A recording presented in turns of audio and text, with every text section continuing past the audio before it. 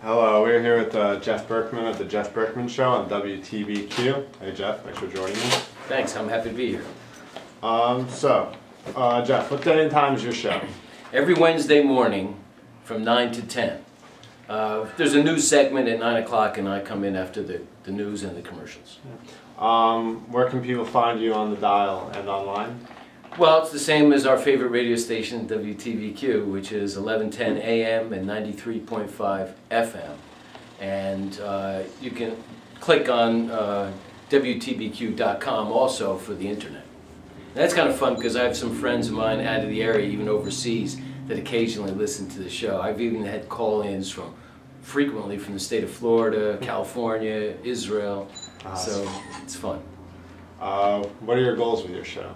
To inform the public of community issues, to give an opportunity for friends, neighbors, and residents of Orange County to have a place to express their opinions, to strengthen our local democracy, and to have fun doing it. All right, well, let's jump the gun a little bit. What's your show generally about? Community fairs, by and large, but the station owner, Frank Truett, is pretty generous and lenient with me. I can kind of do pretty much whatever I want, as long as I keep the ratings up.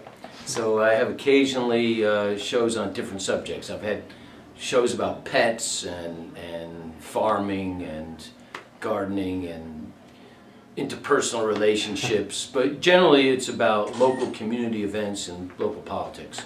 All right. Tell us what's unique about your background that will play into your show and make it more interesting. Well, currently I'm the only legislator the only radio host who's a Orange County legislator. So that's a bit unique. We used to have others, but I'm the remaining one, and that gives me insight, hopefully, into countywide issues, and so that makes it a bit unique. I'm born and raised in Orange County. I don't know about the rest of them. So, and I think just my personal approach is a little bit different. Everybody has their own personal style. I like to be freewheeling and open. So I invite people to come on, take me on. I had a critic get heavy with me one time. I invited him to sit in as my guest the next week. That worked out pretty well too. How do you typically prepare for your show? I used to start out by one of my two mentors, Jerry Summers from Warwick. He used to have very detailed plans with a written narrative, and my other mentor is John Moultrie. And I kind of, after starting out that way, I developed my own style, and I'm less prepared, and I find it to be more impromptu. Usually when I come into the station, I have a chart or just a short crib sheet with 4 or 5 topics to keep myself online with, or during the commercial break I'll write down questions. When I used to prepare in a fine-tuned way, I found it was a little bit canned, a little less exciting, people like spontaneous behavior, so I keep it spontaneous.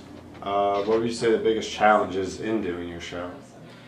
Keeping up with good, new, exciting topics, or to follow up with qualified, exciting guests. Like I have in my mind to do one on immigration and illegal immigration, and that'll be a hot topic, I expect. But I want to make sure, I don't want to just get a guy that thinks he knows what he's talking about. I want an expert in the field, or more than one, and I also try to give different perspectives. I frequently balance out my shows with opinions other than my own. Is there something in particular that made you want to have your own show? I love it. So I started out because I was actually a library board president in Middletown, Thrall Public Library, where we, by the way, have the best public library, I think, in the county and many counties. I'm immensely proud of it. And I was being interviewed by John Moultrie with updates about the status of the library. So from there, I just kind of got turned on by the idea of being on the radio, and I like kind of controlling the agenda of my show. So I don't know if that answers it completely or not, but I just really, it's funny, I have a 1 hour a week show, and it brings me a lot of joy, this 1 hour. I hope others too. I hope other people enjoy it half as much as I do. Have you covered any overly controversial topics? Overly controversial? I don't know what that means. Well, like that you consider very controversial, or hopefully I do it on a regular basis. Yeah. Yeah, like even today's show. I had the director of real property for Orange County, kind of mix it up a little bit with me and with a local supervisor over tax breaks. You know, it's good policy stuff for the county. I've had the Consul General of Israel come in and speak. I've invited the Palestinians to come in and speak. So I'll even be more controversial, but not in a cheap way. That's not my goal. I'm not like, I don't want to sensationalize. That's kind of not who I am. But policy. I'm a policy guy, and I hope I have it interesting, and I think a lot of politics is controversial. You know, a lot of people with passionate views think the other guy is wrong or whatever, so let the public decide. Let's have that's why this station is actually a precious asset to the Orange County community, because it gives everybody an opportunity to call up a show and have your voice heard, so that your opinions do influence other people. That's the objective, and that's what WTBQ offers, and that's what the Jeff Berkman Show offers. All right. Well, that was Jeff Berkman of the WTBQ show, Jeff Berkman Show. I invite you to call in with any of all of your concerns Wednesday, 9 to 10 in the morning. Thanks for joining me. Thank you very much.